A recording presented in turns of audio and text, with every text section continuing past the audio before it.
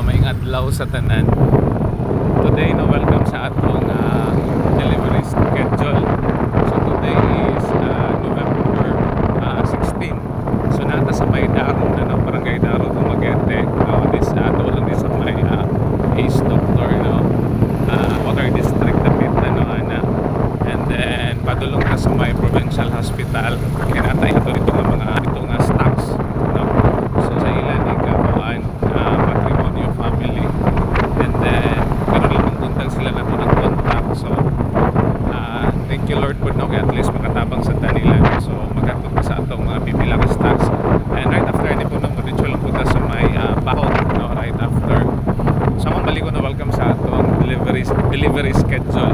Okay. So napata sa may Bakong no area. Okay, so padulong ta sa may Provincial Hospital. Okay? So ayun na. So kita-kita na rin no. Bye-bye no. Amping tanan. God bless.